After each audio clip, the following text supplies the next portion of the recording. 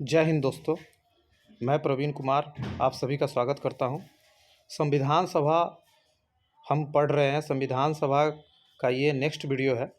यह तीसरा वीडियो होगा। पहला वीडियो हम लोगों ने संविधान क्या है इस पे डाला था, और उसके बाद संविधान सभा जो संविधान लिखने के लिए बनाई गई थी उसके इंट्रोडक्शन पे बात किया था। बैकग्राउंड और इतिहास के बारे में कुछ बात किया था कि संविधान सभा का निर्माण किस प्रकार से हुआ है।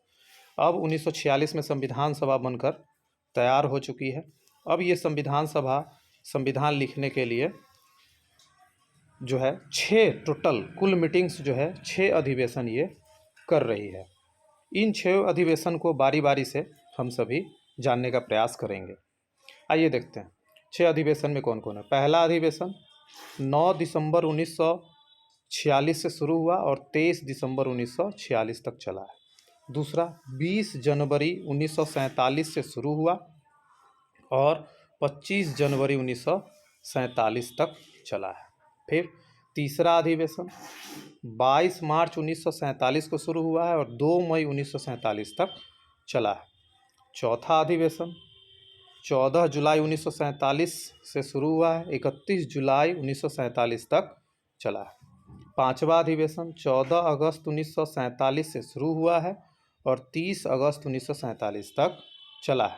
छठा अधिवेशन जो कि एक दिन का ही अधिवेशन था, 24 जनवरी को शुरू हुआ, 24 जनवरी 1950 को और समाप्त हो गया। ये अंतिम बैठक थी। संविधान लिखने के लिए जो सभा बैठी हुई थी उसका ये अंतिम अधिवेशन है, जैसा कि आप यहाँ देख रहे हैं दोस्तों। बारी बारी से आइए देखने का प्रयास करते हैं कि प्रथम अधिवेशन में क्या क्या हुआ है। प्रथम अधिवेशन को याद रखने के लिए आपको थोड़ा सा ध्यान रखना पड़ेगा कुछ डेट को। संविधान सभा की बैठक, पहली बैठक की अगर हम बात करें तो संविधान सभा की पहली बैठक 9 दिसंबर 1946 को शुरू होती है और 23 दिसंबर तक ये चलती है। इस समय बहुत से कार्य हुए हैं दोस्तों जो बेहद ही इम्पोर्टेंट है, एग्ज़ामों में हमेशा पूछा जाता है। आप कुछ डेट को सीरियल वाइज यहाँ पर ध्यान रखिएगा। जैसे संविधान सभा का प्रथम अधिवेशन 9 दिसंबर 1946 को प्रथम अधिवेशन जो है हुआ है, ये आप देख रहे हैं। इसमें कुल सदस्यों की संख्या 207 थी और जिनमें 9 महिलाएं भी शामिल थी। आपका एक सवाल यहाँ होना चाहिए था कि पिछले वीडियो में हम लोगों ने बात किया था कि संविधान सभा में कुल 389 सदस्य थे। यह निर्धारित की गई थी कैबिनेट मिशन योजना के अंतर्गत। तो ये 207 कैसे हो गया दोस्तों, इतना कम क्यों हो गया?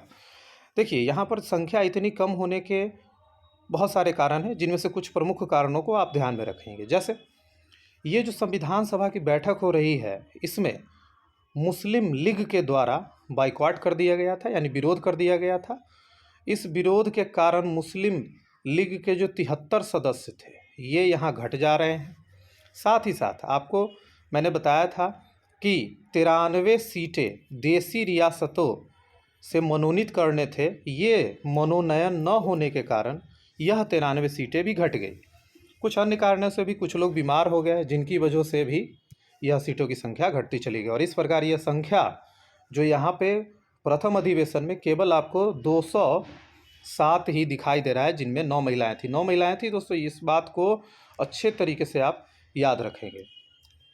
अब आगे बात करते हुए चलते हैं कि संविधान सभा में चूँकि आप देख रहे हैं कि मुस्लिम लीग जो है उसने बाइकॉट कर दिया है, जिसकी वजह से ब्रिटेन के एक पूर्व प्रधानमंत्री हुआ करते थे चर्चिल, विंस्टन चर्चिल इनका नाम है। चर्चिल ने अपने स्टेटमेंट में ये बातें बताई है संविधान सभा के बैठक को लेकर के कि ऐसा प्रतीत हो रहा है कि संविधान सभा में दुल्हन ही गायब है। संविधान सभा की बैठक में ऐसा प्रतीत होता है जिसकी दुल्हन ही गायब है। बेहद ही फेमस ये स्टेटमेंट है, आप इसे याद रखेंगे। आइए थोड़ा सा और आगे बात करते हैं।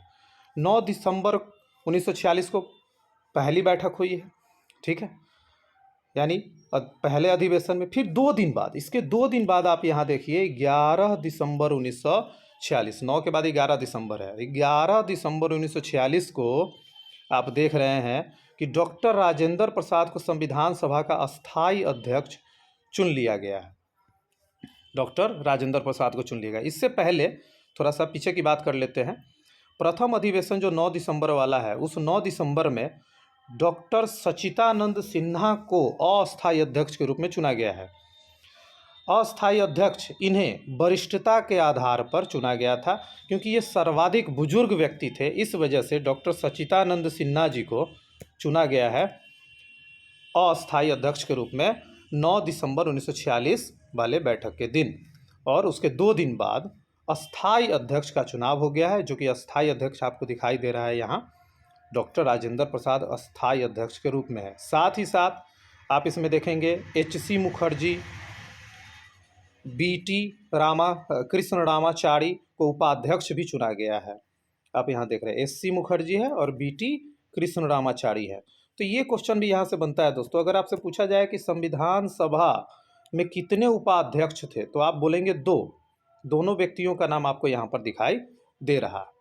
और साथ ही साथ BN राव, जो BN राव हैं, BN राव को संविधान सलाहकार नियुक्त किया गया था। संविधान का सलाहकार इन्हें नियुक्त कर दिया गया था। ये जितने भी कार्य हो रहे हैं ये 11 दिसंबर की बातें थी। फिर 2 दिन बाद दोस्तों आइए 13 दिसंबर 1946 को देखिए। 13 दिसंबर 1946 को जवाहरलाल नेहरू के द्वारा जो है, नेहरू जी के द्वारा उद्देश्य प्रस्ताव पेश किया जाता है। उद्देश्य प्रस्ताव जो कि हम आगे पढ़ेंगे भी, यही उद्देश्य प्रस्ताव, इसमें थोड़ा बहुत बदलाव ला करके इसे ही संविधान की प्रस्तावना में स्वीकार किया जाता है। आप देखेंगे। आप थोड़ा सा और बात करते हैं। इस अधिवेशन में आप देख रहे हैं कि ये जो उद्देश्य प्रस्ताव नेहरू जी के द्वारा प्रस्तुत किया गया है, इसे स्वीकार नहीं किया गया, बल्कि इसे दूसरा अधिवेशन जो होगा, दूसरी बैठक, उस दूसरे अधिवेशन में इसे स्वीकार किया जाएगा। अब थोड़ा सा उद्देश्य प्रस्ताव के बारे में देख लेते हैं कि इस उद्देश्य प्रस्ताव में आखिर क्या क्या बातें थी। आइए उद्देश्य प्रस्ताव के बारे में थोड़ा सा जानते हैं। उद्देश्य प्रस्ताव की कुछ विशेषताएं आपको यहाँ पर दिखाई दे रही है। जैसे उद्देश्य प्रस्ताव की एक विशेषता यहाँ पर आप देख रहे हैं कि भारत को संपूर्ण प्रभुत्व राज्य या देश बनाना है। संपूर्ण प्रभुत्व का सीधा सा मतलब होता है कि भारत पर किसी भी विदेशी शक्ति का हस्तक्षेप नहीं होगा दोस्तों, यानी विदेशी शक्तियाँ इसमें हस्तक्षेप नहीं कर सकती हैं। आगे अगली विशेषता आप देखिए, भारत में जितने भी भारत के नागरिक हैं उनको सामाजिक न्याय, आर्थिक न्याय, राजनीतिक न्याय, इन नागरिकों को, और साथ ही साथ अवसर की समानता, कानून के समक्ष समानता भी दी जाएगी। नेहरू जी के द्वारा प्रस्तुत किए गए उद्देश्य प्रस्ताव में ये बातें भी सम्मिलित है। और थोड़ा सा आगे आइए दोस्तों, देखते हैं अगला प्रावधान उद्देश्य प्रस्ताव का क्या है। भारत में रहने वाले कोई भी व्यक्ति किसी भी भारत के क्षेत्र में जाकर घूम सकते हैं, घूमने का उनको अधिकार होगा, अपने विचारों को रखने, व्यक्त करने का अधिकार होगा, किसी भी धर्म को मानने का स्वतंत्रता होगा। ये भी उद्देश्य प्रस्ताव में लिखा गया था। अगली विशेषता, अल्पसंख्यकों को और अनुसूचित जाति, अनुसूचित जनजाति, इन सभी की सुरक्षा की गारंटी दी गई थी उद्देश्य प्रस्ताव में। आप आगे देखिए, अवशिष्ट शक्तियाँ जो है, जो बची हुई शक्तियाँ हैं, वह संघ सरकार या केंद्र सरकार के पास रहेंगी। देखिए दोस्तों, थोड़ा सा अवशिष्ट शक्तियों को आप समझिए। अवशिष्ट शक्तियाँ, जब संविधान निर्माता संविधान का निर्माण कर रहे थे, तो इस समय आप देखेंगे कि शक्तियों को 2 कैटेगरी में बांट दिया गया था। एक जिस पर केंद्र सरकार कानून बनाएगी, और एक जिस पर राज्य सरकार कानून बनाएगी। लेकिन कुछ ऐसे भी विषय थे, हमारे संविधान निर्माता इतने दूरदर्शी थे, आगे का उन्होंने सोच रखा था कि मान लेते हैं कि कुछ नई घटनाएं हो रही है, तो उस समय क्या किया जाएगा। तो उन्होंने एक अलग विषय बनाने का प्रयास किया, जिसको अवशिष्ट सूची का नाम दिया गया। जैसे अभी अपने यहाँ साइबर क्राइम जो है बहुत सारा हो रहा है, इंटरनेट के माध्यम से आप देखेंगे लोगों के अकाउंट से पैसे वगैरह भी निकाल लिए जाते हैं। तो इस प्रकार के मामले को कहाँ रखा जाएगा, तो इस प्रकार के मामले को अवशिष्ट शक्तियों के अंतर्गत रखा जाएगा, और यह शक्तियाँ केंद्र के पास होगी। वर्तमान में भी अवशिष्ट शक्तियाँ केंद्र के पास ही है। चलिए दोस्तों, अगला देखते हैं कि खासियत क्या है इसमें।